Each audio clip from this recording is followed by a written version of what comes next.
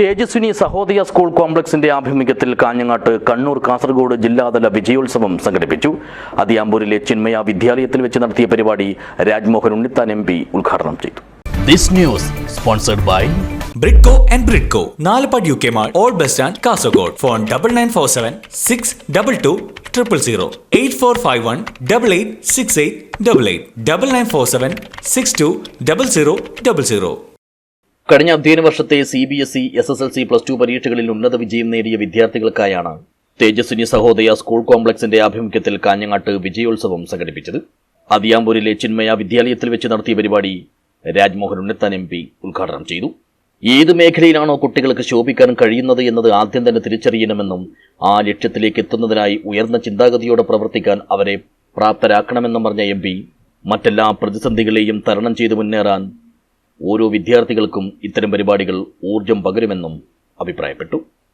ഇന്ന് നമുക്കറിയാം, വിദ്യാഭ്യാസം ഒരു വിജ്ഞാന വിസ്ഫോടനത്തിന്റെ കാലത്ത് എത്തി നിൽക്കുകയാണ്. ശാസ്ത്രം വളർന്നുകൊണ്ടിരിക്കുന്നു. നമ്മുടെ നാട്ടിൽ നമുക്കറിയാം 3 വിപ്ലവങ്ങളാണ് നടന്നത്. ഒന്ന് ഗ്രീൻ റവല്യൂഷൻ, പിന്നെ ഒന്ന് വൈറ്റ് റവല്യൂഷൻ. ഇപ്പൊ നടന്നുകൊണ്ടിരിക്കുന്ന റവല്യൂഷനാണ് ഇൻഫർമേഷൻ റവല്യൂഷൻ. അതതിന്റെ പാരമ്യത്തിലെത്തി.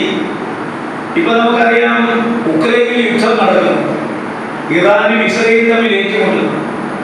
ഞാൻ പല വീടുകളിൽ പോകുമ്പോൾ നമ്മുടെ പല കുട്ടികളും ഉക്രൈനിലുണ്ട്, ഇറാനിലുണ്ട്, ഇസ്രയേലുണ്ട്.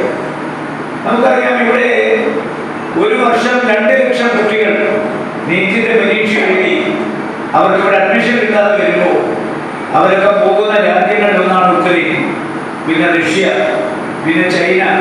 ചടങ്ങിൽ Sahodaya school complex president C. ചന്ദ്രൻ അധ്യക്ഷനായി. ചിന്മയ മിഷനാചാര്യൻ സ്വാമി വിശ്വാനന്ദ സരസ്വതി മുഖ്യപ്രഭാഷണം നടത്തി. T.K. Prakashan, A. Dineshan, K. Pushpalatha എന്നിവർ സംസാരിച്ചു.